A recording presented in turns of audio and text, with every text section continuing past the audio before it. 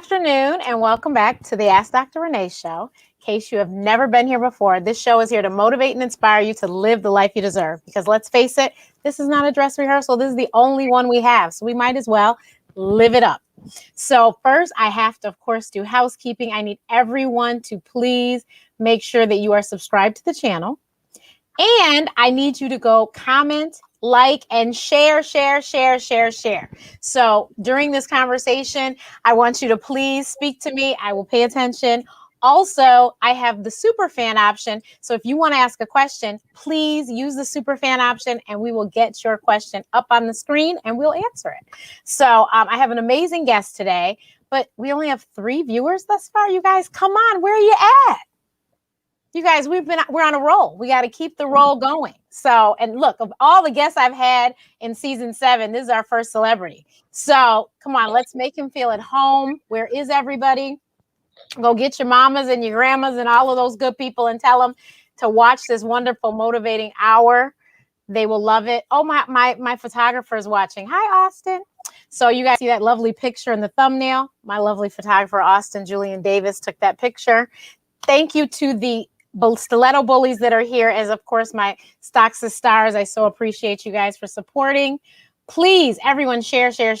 Okay, so here we will get started. Let me pull this banner off, but don't forget to subscribe. And then if you want to know when we're coming back, you need to hit the notification bell. So my guest, this is his 4th time on the show.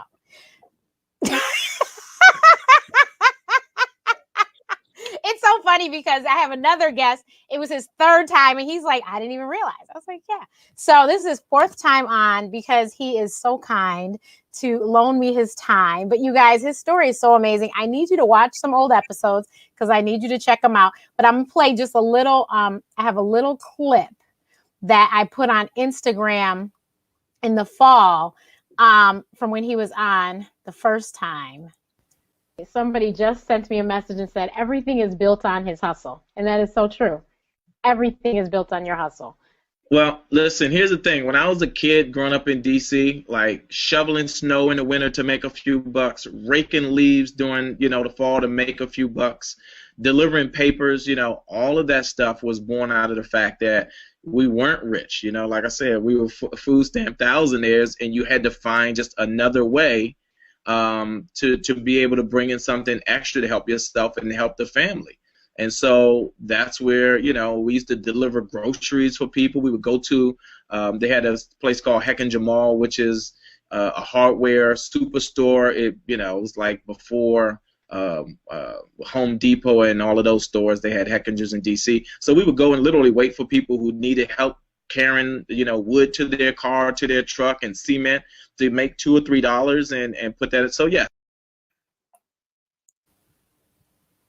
So he is. I mean, his hustle is so serious, but you guys, it's working. Like this is what you're supposed to do. So Royale Watkins is our guest today.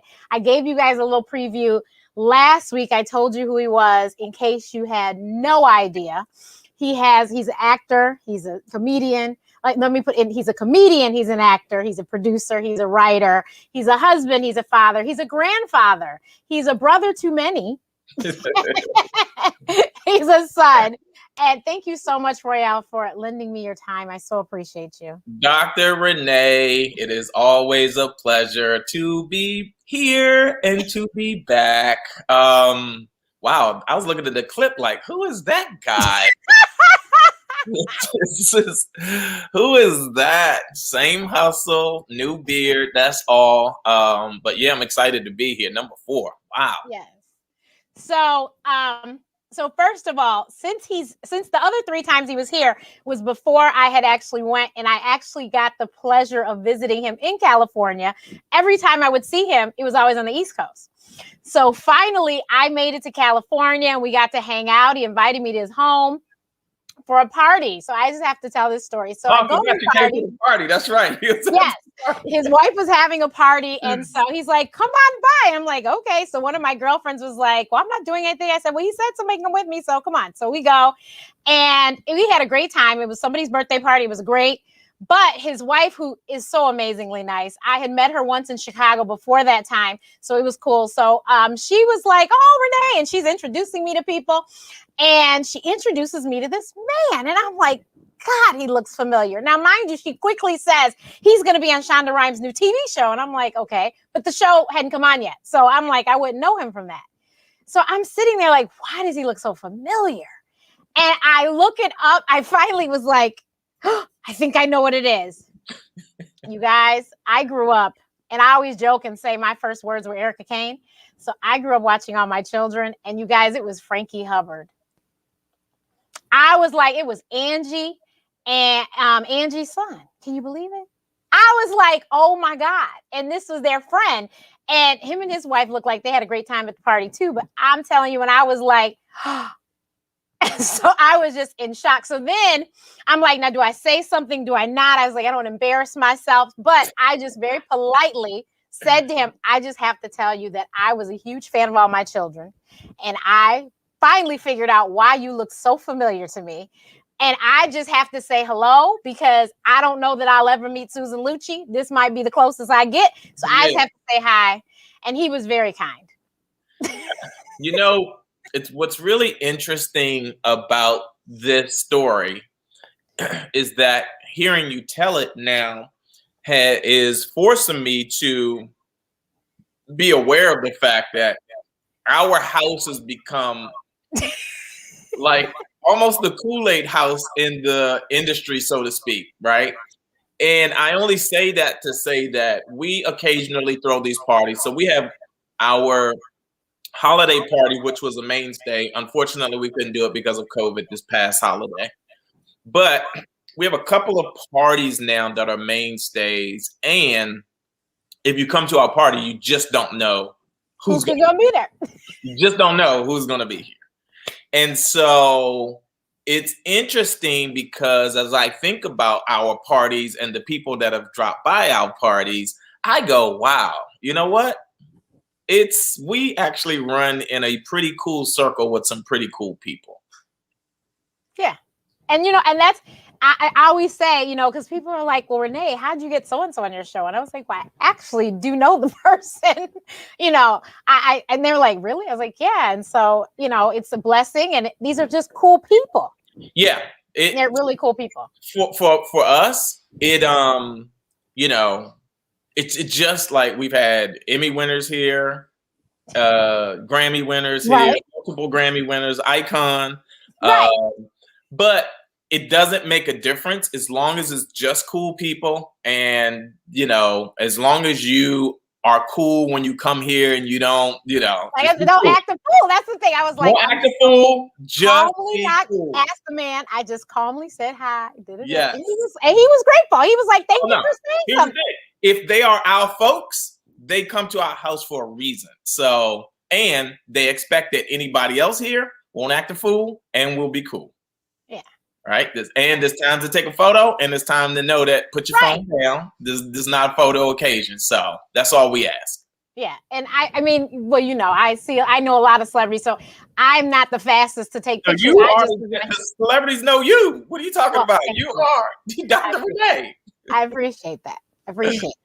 But yeah, so I was like, you know, I didn't take a picture, but I just was like, I just have to say hello because me and my cousins are going to be like, you met Frankie? Right. Well, I'll tell you the interesting thing, Dr. Renee, is that so many people are, especially in this day and age where social media is such a galvanizing mechanism for people, is that they would much rather jump to get the photo so they can post a photo on IG rather than being present enough to have a real conversation with somebody that actually can turn into something way more valuable than the photo. Right. And you know what? People say if it's not on the gram, it didn't happen, or it's not on the book, it didn't happen. And there's a lot of people that I've met and encountered and it didn't happen, but we had a really awesome like you said, great conversation where maybe the next time it happened because there was a next time. Yeah. I feel strongly that being present is the gift. Be present. Be present. They got 10,000 other people that are in their face, wanting a photo, but be the one person that, is aware enough that you don't need to pick up your phone for every occasion. Like, have a conversation with somebody, be present. You may actually have something that they find interesting. Right. Oh, right. Yeah. And so you guys, for those that know, you watch the show, I have to tell you how I meet the person, even though Royale's been here 3 other times, but Royale and I met because of Twitter. So we are people who believe in social media. We use it for good. And Twitter, in its heyday, I would be on all the time. He would be on all the time. And every Sunday he had twerch. Ooh. So he would post a YouTube video of some gospel song and he would type up some tweets. And it was so good. Every Sunday I would watch twerch. Because he was on the West Coast, it would be after I came home from church. And I would sit there and watch. And it was lovely. I'd read his tweets. I'd comment, whatever. And so we ended up being on the East Coast at the same time. And so he's like, well, I'm such and such. I was like, oh, well, we're in the city. So my sister was so tired. But I dragged her. She drove and I dragged her. She goes, I'm not getting out of the car. You go meet him. I'm like, okay, fine. And that night he was waiting for Chris Tucker, and we didn't get to meet Chris Tucker that time. But she was like, I'm too tired. I was like, that's fine. So we hung out for a little bit, and then we left. And I mean, we've been thick as thieves ever since. Royale, anything he's promoting, I'm pushing it too. He pushes what I'm pushing, and it's just been mutual. Like I said, if we end up in the same place, he was coming to Chicago regularly. He'd let me know I'm gonna be there. I'd be wherever he's gonna be. I mean, touched down in Chicago. You said, I'm going to come scoop you up. He was like, yeah, dude. Yeah, I picked him up in my little Woody, my little Daewoo, and drove him to the, what's the name of the place? We went to All Jokes Aside, right? We were at All Jokes Aside, and I drove you north to Second City. Oh, yeah, the Second City. No, was it Second City or Up? Up was the... It might be Up then, too. I don't know. Yeah, but it was Tommy Davidson was performing. Yeah. Yep. We was rolling. You had me in the city like, skirt. I was like, whoa, Dr. Renee got this thing on 2 wheels. Let's get it. Wait, was that car a stick shift? Yep. Yeah, I remember. I was like, you was like, bing, bing, bing. I was like, shit, let's go, baby. So since the last time you've been on, there's been so much, but you guys, he directed Little Rel's comedy special. The first one he did on Comedy Central, right? Yep. Relevant. Yep. And then what else? There's been so much. It's been so well. Okay. Let's see. I executive produced the BET Plus show All the Way Black. Laurel stuff. There's at least 2 things I'm not remember right now. But then fast forward to. What was I doing before All the Way Black? Wait, I was out with you did that Kevin Hart Super Bowl thing too. We did the Kevin Hart Super Bowl halftime show, but I also was one of the producers on Mike Epps' last special, Only One Mike. And then the last thing is obviously I'm now on I'm a consulting producer on the ABC show A Million Little Things. So that's my current gig. You guys, my family, me and my mother and my sister, we love that show. And when he posted that, I was like, oh my God, you don't understand. Not only do we watch this, like we love this show. We forced my mother to watch it. You guys, we made her binge it in like 2 days. You know, but she loved it by the end of it. She was like, you're right, this is good. It's interesting because the show fills a void in television that I think is important and necessary, especially based on the premise of the show and the storylines. And, coming into the show in the 3rd season was a very unique opportunity for me because during the pandemic when so many other comics were scrambling to try to figure out how to sustain themselves and how to stay viable and how to stay in the mix. One of my favorite words, Dr. Renee, is pivot. You know that. I've been using that word for a long time. You'll hear other people starting to use it, but it's been my word for a long time. And I say people, they get stuck and they don't have the ability to shift and pivot to figure out, all right, if we're not making progress in this direction, how can I shift and pivot and move in another direction that may not be as comfortable, that may not be as familiar, that may not be as available, but at least it's not this direction that I know has no value at this time. And so for me, I was like, oh, you know what? I'm coming off of one show. Things are shut down production wise, and there's no stand up on the road, tragically. And so I got to pivot to figure out this other thing. And again, an opportunity opened up, was invited to come take a meeting, and jumped on staff writing on this show. And writing on a 1-hour drama has probably strengthened my comedy in a way that even I couldn't have foreseen coming. Like I couldn't have, my comedy now is just as strong, if not stronger. Like, what are we, 8 months later, writing on this show than it was prior to this. So again, I'm just super duper excited about it. And now I think this is our last 2 weeks before we go into hiatus between seasons. And so now I'm in that space where, I get to take, a minute off, because I haven't had it in a long time. Which is a blessing. No, it is absolutely a blessing.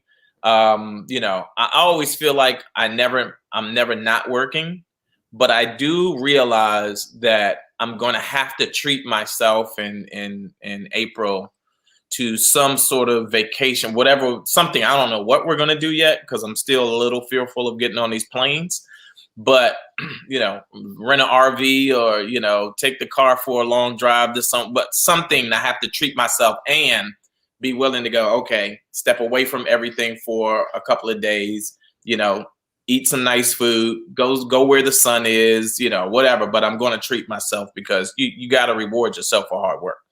Definitely. But yeah, A Million Little Things is so serious. And Royale is that, you guys. When I tell you this man is a fool with a capital F, I will not forget. He was on the show. I think it was the first or second time, and he started cussing. I said, "Dear Lord, my mother's watching." My God. That's why I was like, yeah, I have to remember your shows. Like, it's for me, words are words, and I don't, even my sons, I was going to say my kids, but they're young men now. I always feel like, I remember when they were younger, I think they were curious about what words were off limits and what words were, available to them. And I expressed to them, I was like, I don't want to take any words away from you, but I do want you to have an awareness about each word that you use and the intent of the word and what's its value in the specific place that it is. It's just like each human has a place in the world. I think each word has a reason and a place in their world. And I just want them to be specific and aware of the intent of words. So hot damn, if your mama listening today, she's like, oh Lord. This is a different episode of the Ask Dr. Renee show. The boy's mouth is sometimes you can't find any other word but a word that gets people's attention, to make them pay attention. Oh no, I agree. When if you shut the F up, you just, that F in the middle, you can't replace that. Shut the hell up does not say the same thing as shut the cluck up with an F. Shut the hell up. They just don't have the same. Shut the up. They know you mean business. Shut the up. My sister, of course, your buddy, she said she is watching Laugh Out Loud. Lish, what's happening? No, she's talking about my mother's watching. Oh, your mom's. Oh, Lord. We're all in the same house now, so she's upstairs. Mama Matthews, you know what it is. I try. I'm doing my best, but I am aware that you're watching. So I had to talk with myself before we went live. I was like, okay, Mama Matthews is gonna be watching. Keep it together. Watch your mouth and sit up straight. Don't talk about no hoes. Be a good listener. So, you guys, the funniest thing is that he has Mixtape Comedy Show, which is open back up, Lord, please.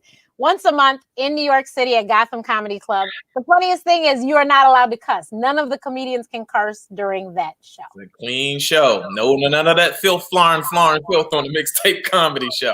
You know, it's interesting that you mentioned that because it was important for me to establish a platform where comics were challenged to be funny without that, without the vulgarity, without, you know, to me, it's like, come on, I want to establish something different. And so, and because I did that, it just opened the door up for the possibility of some things that took place, specifically Jerry Seinfeld showing up. You know, there's a lot of stages in New York City for Jerry Seinfeld to go on, to hop on. And I think because the Mixtape Comedy Show had established itself with such a premium reputation, you know, there's like, I've heard comics talk about that. My show in words, no, seriously, in such accolades that it made me go, wow, I really have established something over the last decade that is special, that people talk about it like, man, that's not an easy show to get on. They do not play around. They start like, you know, all these other urban shows or specialty shows or whatever. They tell you it's an 8 o'clock show. They get you there. The show don't start till 9:15. Renee, what time our show? We were 8 o'clock and then we moved to 7 o'clock. But yeah. If our show starts on time.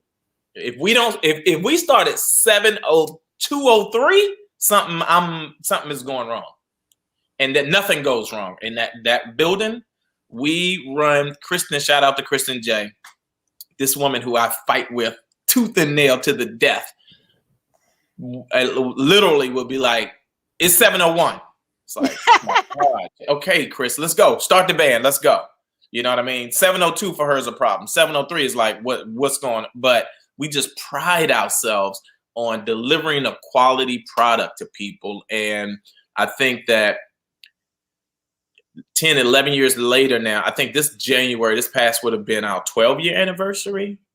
And Chris wanted to, a couple of people hit me up about doing something online. And I was like, I just can't do it. I cannot, it will never, ever be what I could deliver online just won't properly introduce people to what the show is in the way that I fought all these years to deliver it to them. You know what I mean? Mm-hmm. Mm-hmm. Like this white glove service on a comedy show. And so, you know, I just can't cut any corners on this. And so I'm anxious for the world to open back up so we can get back to delivering that show and have it. It's an experience. That's the thing. It's an experience when you're in that room. I was struggling to find the right words. It's an experience when the band starts up first and they play, and then when the lights go dark and Kristen opens and then Diamond plays what he does, and then he brings me up and I, you know, it's, and all of the talent that we've had on that stage. You know, I remember when Kevin showed up. So Kevin Hart, for those that are, when I say Kevin, I'm talking about Kevin Hart. So, you know, I had this show going, and for certain people, it's like, I got to catch them while, if they in town on that third Sunday, I just got to pay attention. And I was like, oh, Kevin's in town. I got to get him. And I think it was like the NBA championships or something was on. And so this knucklehead Kevin, I told him that it was one show. And he thought it was 2 shows. Lord Jesus. Oh, God. So I'm texting him. He must be somewhere at a bar, a hotel, watching the game with everybody. And then finally, I'm like, where are you? Where are you? He's like, oh, I'm right around the corner. I'm like, man, come now. Now, come. He's like, I thought you had 2 shows. No, it's 1 show. And so just the timing of it all was he got there right on time. And one of my favorite things to do in that room is say, ladies and gentlemen, like this is a Jerry Seinfeld thing. Jerry don't need you to say nothing. Oh, you know I'm from no, ladies and gentlemen, Jerry Seinfeld. And when you reach that level where they don't need to say, you know I'm from this, I want to reach the level. You know what? From now on, It's the only way. This is established on this show right now. The only, and in fact, it might be the name of my first special, which I'm pretty sure I'm going to shoot this year. It's going to be, ladies and gentlemen, Royale Watkins. That's it. Yeah. Every time I hit the stage from now on, it's going to be, no, you know him from this. No. Ladies and gentlemen, Royale Watkins. It's the coldest way to ever be introduced as an artist. Because what it says is everything that you know me from does not matter. The only thing that matters is us in this moment. So, ladies and gentlemen, Royale Watkins. Ooh, I just get chills just thinking, ooh, Mama Matthews, what does it sound like to you, Mama Matthews? Okay, I'm coming to the taping, so just don't forget. I got you. Okay. So, but you guys, I have to say, with the comedian thing, the funniest thing is I really don't like comedy shows, but this man will tell you I'd have been to more than a few. Yeah, we went to. Oh, where was we when Chris Tucker? Where was we? That was Indiana, right outside of Indiana, right? Yep. Yeah, that was crazy. Yep. And so I've been to anytime he's like, come on, I'm there. I've seen everybody. I swear I've seen Deion Cole, Bill Bellamy. I've seen everybody. Like, if I'm in town and you in town, I'll be like, Renee, pull up. Where you at? Let's go. Just show up. I got you. I'm there. So and even like, Lonnie Love, same thing. She's like, Renee, I'm in Chicago. Okay, here I come. And so I've been to several shows with her too. So I have been to a lot of comedy shows, but when I was younger, I used to watch Def Comedy Jam faithfully. And you guys, there is this joke that he did that has me, my sister, and my cousin. To this day, we remember that joke. Wait, which Boogie joke? Nights. Boogie Night. Oh, yeah. That was a big joke. And so the other day, he posts on Instagram, he likes to roller skate. So the other day on Instagram, it was a video of him roller skating, and somebody put in the comments, Boogie Nights. I literally was sitting there looking at the phone, laughing and crying. And I sent it to my cousin, and she saw it too, and she had the same reaction. I mean, you just the how that song starts, like, the I'm gonna listen to it. We can't put it in the stream because we'll shut this down. But those sounds, those chimey, all of that before when it drops is undeniable. It's undeniable. Mama Matthews was in the studio when Heatwave made that, and she was the one that it's like, put some more of this in it. She's like, Boogie Nights, ain't no doubt, we are here. But the dance with the boogie get down. No, it's a big song. When I did it on Def Jam, it's one of the, I think, Boogie Nights, obviously the gun bit, and the double Dutch bit were the three jokes that really helped me kind of, Yeah.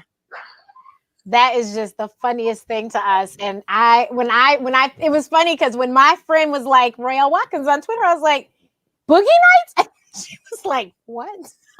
You know what's funny though? When you say there's this kind of interesting the intersection between, like, people will hear my name and they go, Royale Watkins. And then they'll see my face and they go, oh, him. Yes, him. I know him. So people have to see my face before. They don't always, because like Def Comedy was 25 years ago, 26 years ago, right?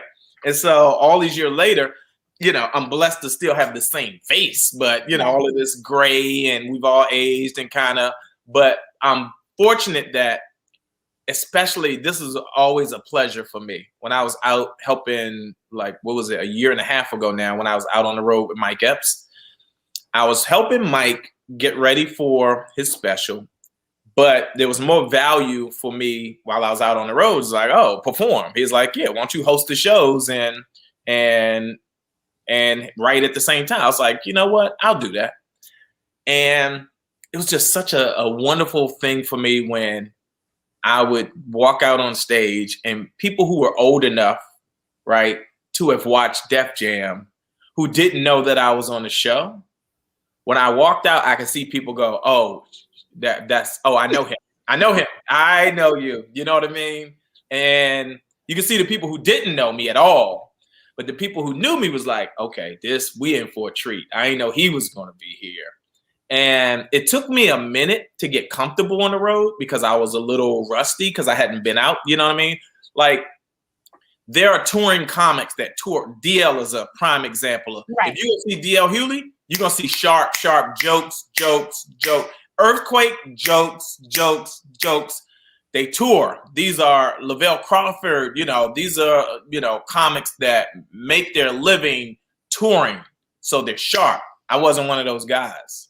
And, you go off and you start writing for TV and you get away from it. And I had to put myself back out there with Mike to go, force yourself, get back out there, get sharp again. And I would say halfway into us touring together, it clicked again for me. And I found my swag in any city, it's like I didn't even need, sometimes as comics, your luggage gets left behind or goes somewhere else and you freak out because you go, oh, my outfit is in there. I need my outfit. That's my superpowers is in there. And, at a certain point, you realize it ain't the outfit, right? It's your essence. It's your spirit. It's your excitement about reconnecting with people and having something to share. And halfway it clicked and I had that and I found it. And I was a dangerous man when I found it. I'm a dangerous man now, but on the road, it's like, I remember even my hair is like, I don't color my hair. I was before, but now, like, this is my hair color. It's like, it ain't the hair color of my hair that establishes anything beyond like my spirit and my sense of play and my ability to have fun with everything. Yeah. You so I was watching you live the other day and you were talking about how you have new members to the audience. So you guys, him and his wife have created this amazing platform, After I Do, Relationships, Love, and Laughter. They even took a cruise with their community. They've done pop-up dinners with their community in other parts of the country. And it's so, and then they even have a podcast. So they have a YouTube channel, which like mine is also a monetized YouTube channel. So you guys make sure that you subscribe to After I Do TV and hit the notification bell. Because they have videos for days that they've been posting up there. And then, of course, they're on Facebook. They have Facebook Live. And then they're on Instagram. But everything's After I Do TV. So you guys got to check it out. But I know you said you had new members to the audience. So please just share with my audience. And if I should have put one up here. He writes these little notes to his wife, but it's all a joke. But he has new members to the audience that are like, this man is just terrible. Yeah. So the Diary of a Husband post, and if anybody, not you, Mama Matthews, if anybody, so here's the thing. I am a writer. I am a creator. I'm a creative being. I have to stay creative in order. I have no manager still. I have no agent still. I have no representation outside of my incredible attorney, Darryl Miller, who's one of the best. So I have to find ways of generating, heat. I have to find things of putting out in the universe to make people pay attention to go, oh, Royale. Because if they're not saying, oh, Royale, then I'm not going to eat. My family won't eat. And my kids will just have to come home from college. It won't be a good thing. So one of the things that I started doing was these little notes to my wife that are hashtag Diary of a Husband. Wait, I found one. I found the most recent one. February 10th. He said, it says, what can I say? I'm a romantic. Hashtag Diary of a Husband. You guys, Mom, plug your ears. Dear wife, shut your drunk fat ass up and flip over. Hashtag Diary of a Husband. So you can imagine if somebody's reading this and doesn't know him and doesn't. And that's one of the mild ones. So you just happen to, it's like, but you know what? So I came up with this thing. I was like, what would be interesting is if I wrote these notes on Facebook as if they were a private diary that I was writing in. And they started off, I'll be completely transparent. They started off as a honest way for me to kind of have a place to go get some things off my chest because I knew April was peeking at them. Right.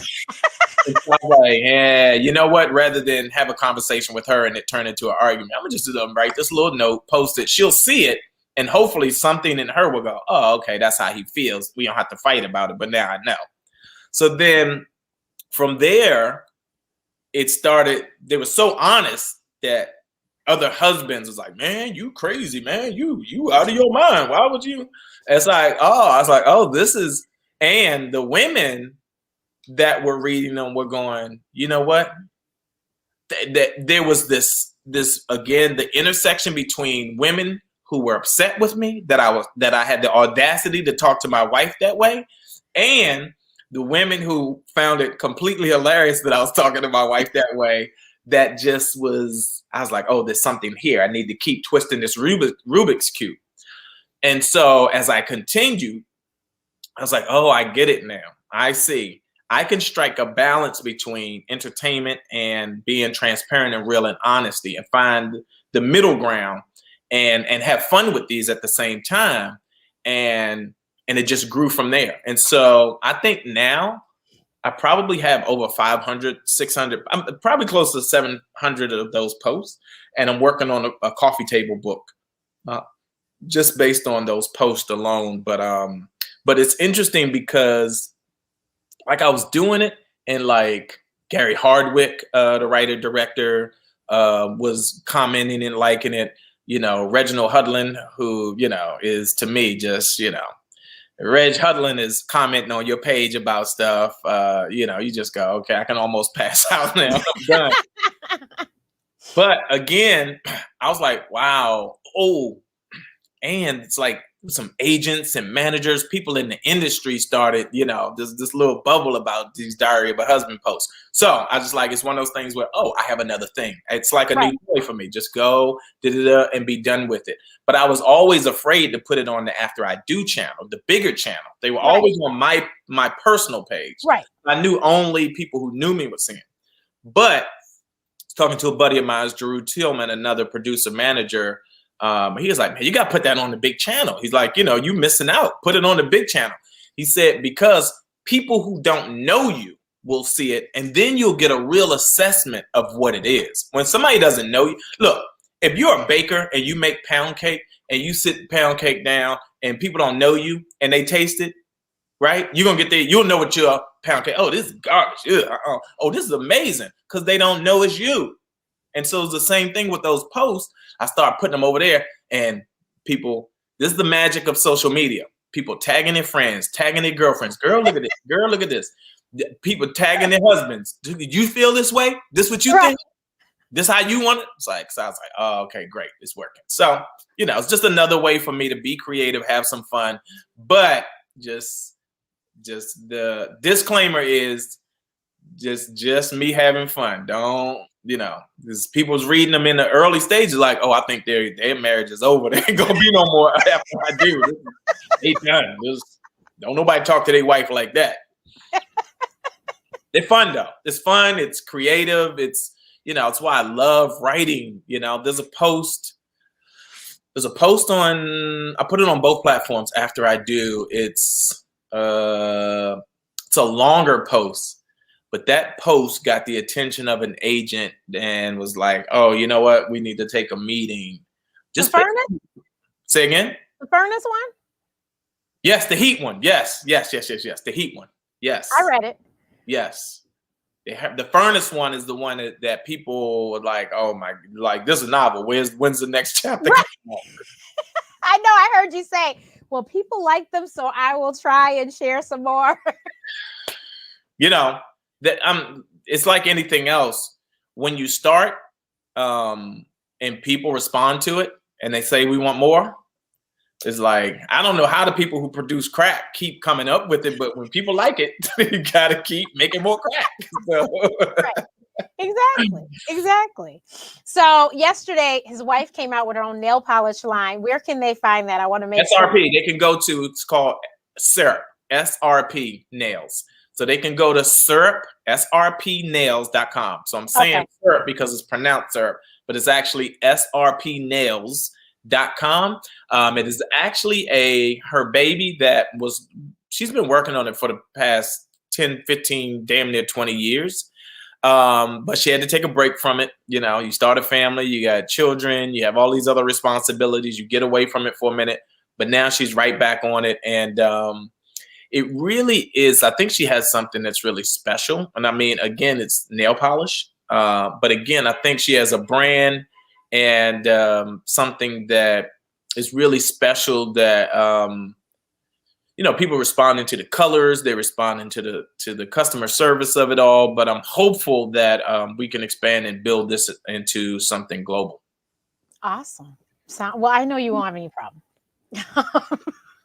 So I recently I don't even know how I fell down this rabbit hole, but somebody posted on Facebook, I think that's what happened, and said something about they were watching the Stanley Burrell story. For those that don't know, that would be MC Hammer. Yes. And I was like, what is she talking about? His story? There was a movie? So I go to Googling and I found it online. So I sat there, put my little earbuds in and sat and watched the movie. And who do I see playing his brother? I go, oh my God. So I called Alicia in the room. I rewound it back. I go, just stand there for a minute and keep watching. She's like, what? I go, just stand there for a minute and keep watching. She goes, oh. I was like, right. I go, Liz. Alicia goes, I didn't even know there was a movie. I go, Alicia, I didn't either, but there he is. She's like, who knew? I said, who knew? I said, Alicia, I'm going to text him in a minute. So I text you and was like, look what I'm watching today. He's like, you know what? I'll tell you the thing that's kind of funny is that, I will say I haven't done a lot of stuff. You know what I mean? I look at IMDb, like you go to Mike Epps' page or Kevin Hart's page, and just like page. But I've done enough stuff, that if you watch TV or movies, every once in a while I'll appear like, hey, I'm still here. Hey, don't forget this. Hey, remember me? And so it's just, and like between Speed 2 and Delivers from Eva, BT literally every year will start running Delivers from Eva like it's a TV series. And so it's like, there's some algorithm that they live by. They go, okay, now Delivers from Eva, run it. I was like, oh my God, I just saw you in Delivers from Me. I was like, oh, I know, here we go. It's like, oh, I thought you was gay. I was like, no, I'm an actor. I was not gay. No, but you guys, the funniest thing is that somebody said something about Delivers from Eva. And I was like, what are they talking about? So you guys, I think that, because I talked to somebody else about this very recently and they didn't know what I was talking about either. You guys, after the credits, there was more to the movie. Yeah. His character wasn't gay. Yes. Hey, that's unfortunately, the studio did not allow them to put that before the credits so people would have understood. And so because I did such a solid job, people just went, oh, you must be gay for real. Like, nobody, it's like, no, I'm not gay. I was acting. I got paid to do that. So pay me to pretend and I will do my job very well. Right. So, and then the other thing a lot of people do not know is that he actually had his own show. It was going to be, it was on NBC for a hot minute. We made it to air. Yes. And I just thought about it. The young lady that just died. Yes, Natalie Desselle. I literally, while we were talking, was like, she was on Built to Last. Yep. And guys, in case you don't know, Natalie unfortunately died of colon cancer, which, as we know, is one of the curable cancers. And so you guys, between Chadwick Boseman, Natalie, and of course a whole host of people that we don't know, they're not celebrities, you guys, we have to go get our colonoscopies. I am still Dr. Renee. So you have to go. I am still Dr. Renee. That's right. Get it together. And you know what? I'm telling you, as my audience is mostly Black, you guys, they're saying that Black people need to start getting screenings earlier. So if you have to fight with your insurance company, try and get it at 45. I will be 45 in August. I'm going to get mine. As much as I don't want to do it, I'm going to do it because I do not want any surprises at 50. So none of us need that. Like yeah. Listen, health is wealth. I mean, it's one of the things now that I'm paying a lot more attention to. It's just the health and well-being that really makes the difference. It's like somebody recently, there's just been so many people of wealth and of means that, lose their life and you go, well, what was the meaning of it all if you can't stick around and enjoy it, if you're not taking care of yourself? Right. And Natalie was young. Natalie was the actor that played Screech. Yes. Justin Diamond. Yeah, Dustin Diamond. Yeah. Diamond. Like 46. He was 46 or 40. He was like right around my age. So young. Yeah, that's young. Yeah. But Natalie was not old either. She was young. No. Young. But yeah, so Royale had a show on NBC. It was supposed to be about basically his life. It's based on my family and my real life, built to life. And honestly, I think, I don't know why I didn't do well then, because of course we were watching it. It was on Friday nights, but we were watching. But that was before I knew Royale. But I'm telling you, the show was good. But it should come back. But that's here's the thing. It's I have all of we made 8 episodes total. I think 4 of them aired. So I have the lost episodes of Built to Last. I think I'm gonna do something where I put them online. I'll probably get in trouble for it, but I'll do it. Hey, young lady, come here. Say hi. This is my granddaughter. This is Jolie. Say hi real quick. Come. Hurry up. We're being filmed. Come on. Say hi, Dr. Renee. Hi. This is my security right here. Can you see yourself? All right, you're done. Now you're gonna be quiet. Yeah, you should post them. You know how we do. We'll post it. We'll throw it up there and then apologize later.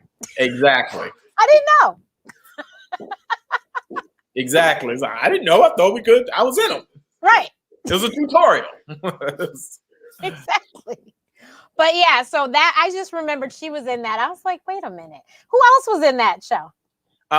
Jeremy Suarez, who played Bernie Mac's son. Jeremy was in the show. Juan Pope, the young man from the Bernie Mac show, you guys. Yes. Paul Winfield played my dad. Denise Dowse played my mom. Jeffrey Owens from the Cosby Show played my brother. Alvin. Yes, Alvin. Yes. So wow. And Paul Winfield, may he rest in peace as well. May he rest in peace. Exactly. He died a long time ago, but it was pretty quick too. It was like a heart attack or something, right? Yeah. I think they were filming 227 when he died. I can't remember.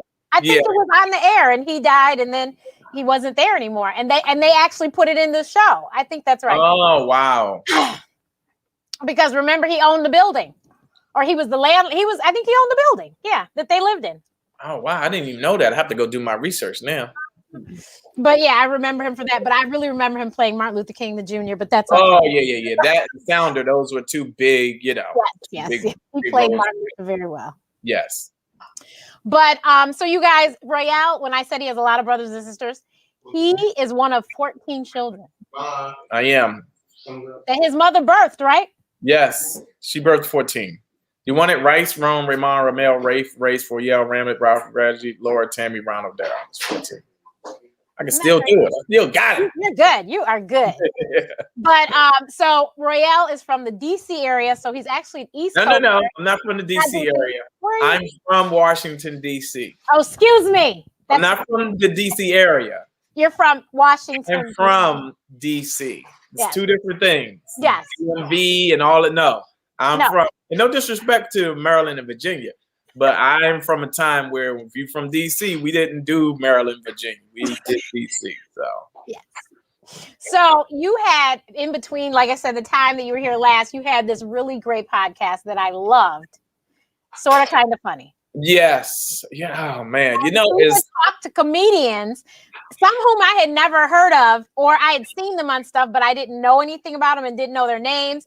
And it was just so interesting to hear the stories, like to hear about you and Dave Chappelle. I had no idea. Yeah.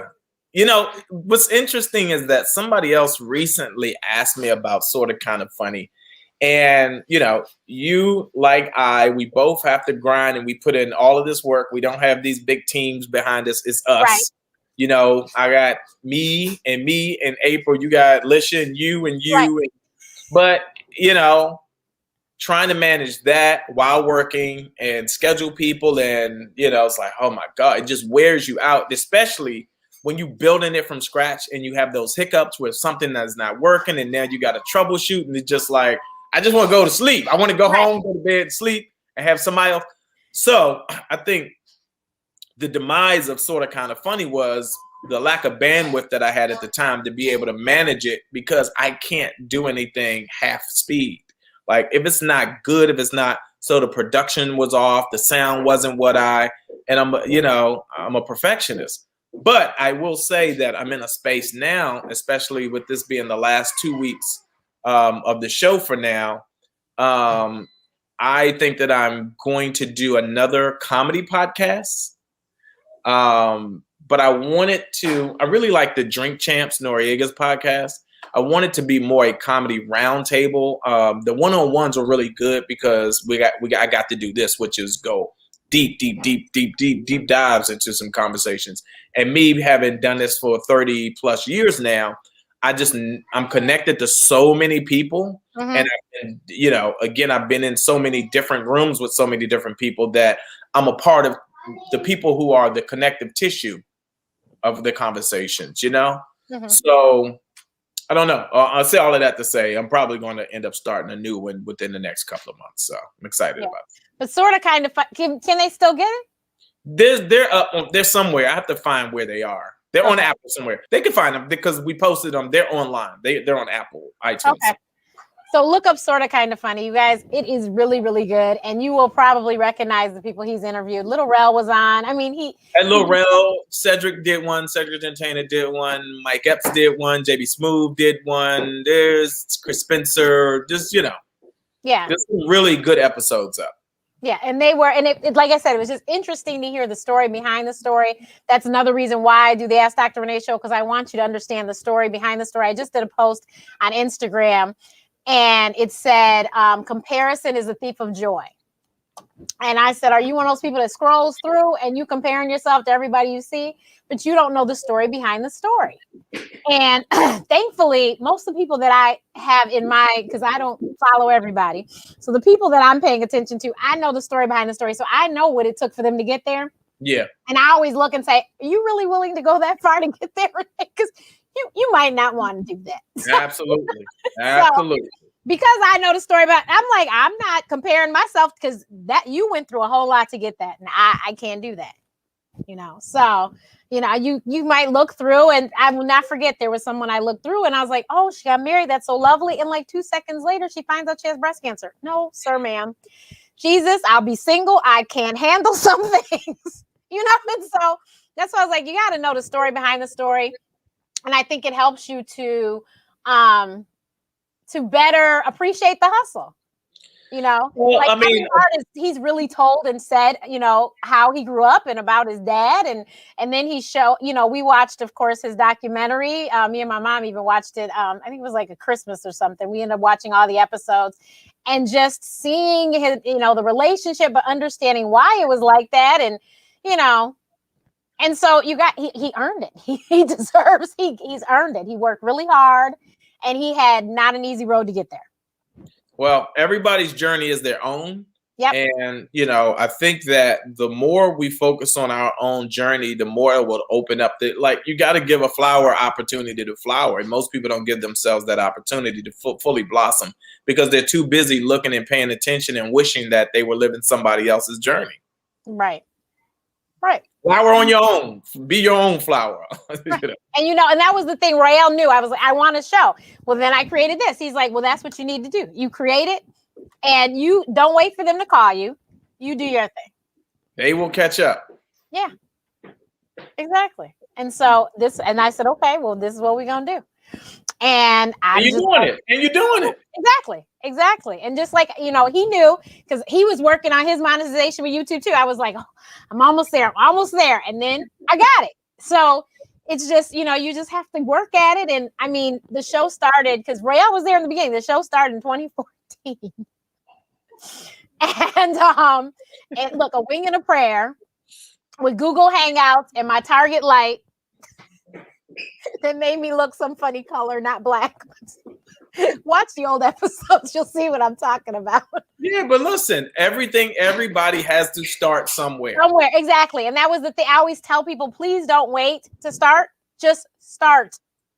And I said, done is better than perfection, because if you're waiting for things to be perfect, you will be waiting a long time and somebody else is going to do it. And then you'll be mad that they did it before you. So you might as well just get started. So I just said, well, we're going to start. All I had was my computer and the camera on the computer. And like I said, I had my little Target light I would bring from the side of my couch and put in behind the computer. And we made it happen. now, of course, we have ring lights and we have, new cameras. Yeah, and you got production value. You we got 2 computers going now, and we got our little control set. We got all sorts of stuff going now. Yeah, it's working. It's working. Exactly. But you got to grow you have to grow to get there. You gotta get there. You gotta get there. Exactly. So so that's I always tell people, please just start. Just start. And Royale says the same thing. And the one thing I will say about after I do and about Royale is we have the same mission. We're trying to help people. Just please be the best you can be. Be the best you for you, your family, and the rest will show up.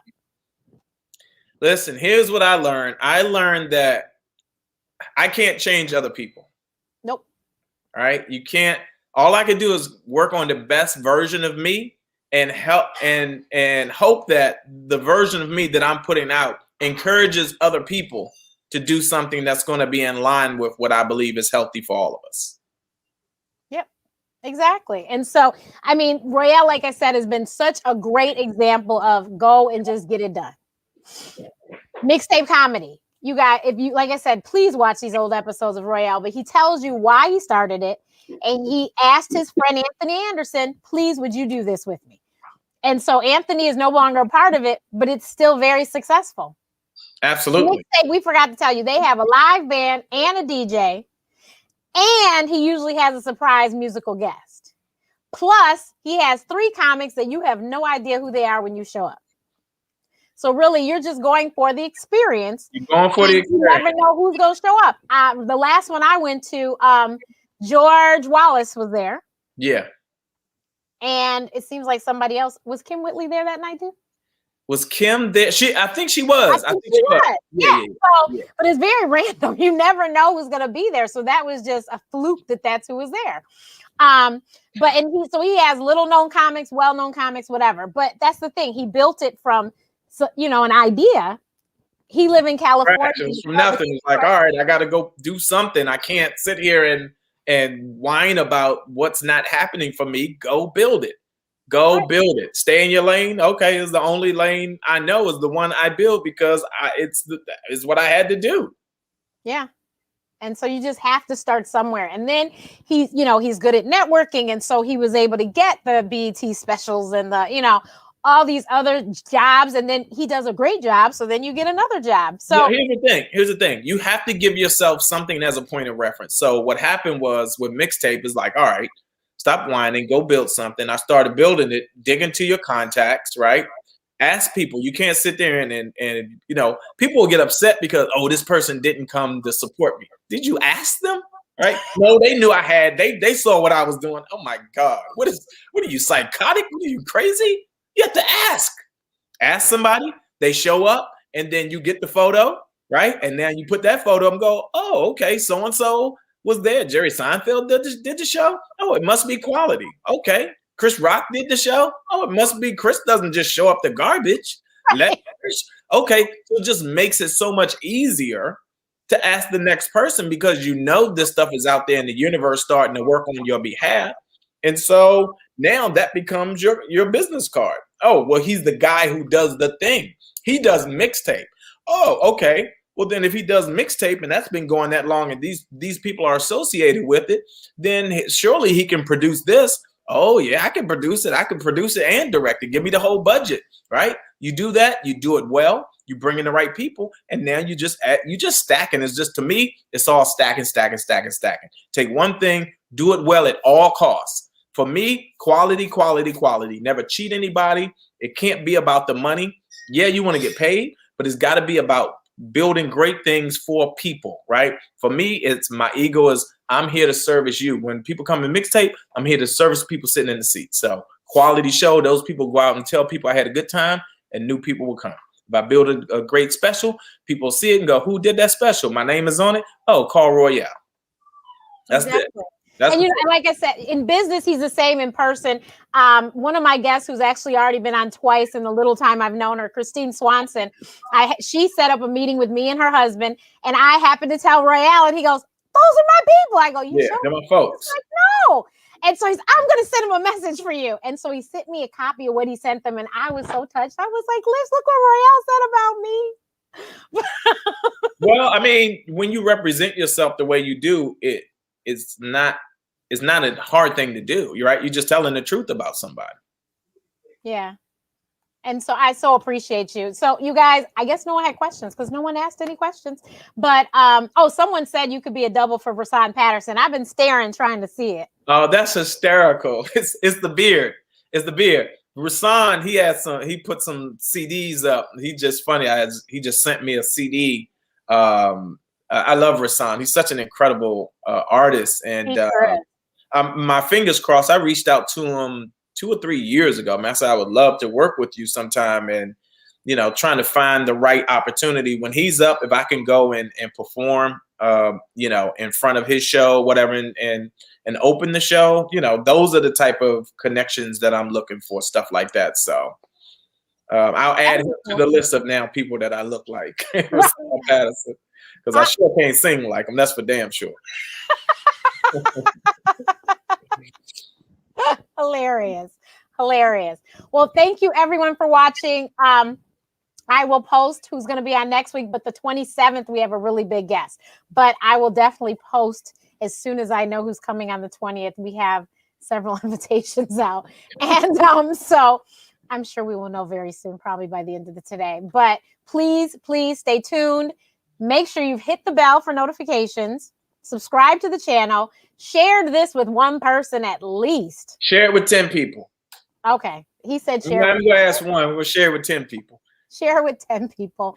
Especially if you know someone who is a comedian or a writer or a producer, because this is the story of somebody who was not all these things before, and now look at all the hats that he wears. So that can help and motivate them, hopefully, to get on their path and just start. Here's Absolutely. YouTube. Just go start do it. And here, produce it, direct it right here on YouTube. I don't know. Just a thought. But thank you so much, everyone, for watching. And don't forget, please, to live life you deserve, because we only have one. And, my dear Mary Wilson died this week, my fellow Detroiter, whom I had the great pleasure of meeting. And I still am in a state of shock, because that lady looked like the picture of health. And when she was talking about grandchildren, I said, Gran, what? She looked like she was still 50. And so they haven't said what happened. I don't know, but that was just so sad to me. And it was her and the last living member of the Four Tops, Duke Fakir. I met them together. And I was just like, wow. So you guys, this is not a dress rehearsal. I do know Mary did live her life. And she wasn't someone around here moping and whatever. She lived her life before and after the Supreme. She did live her life. So please, everybody, live the life you deserve. And we will see you next week. Same time, same place, 3:00 Eastern, February 20th.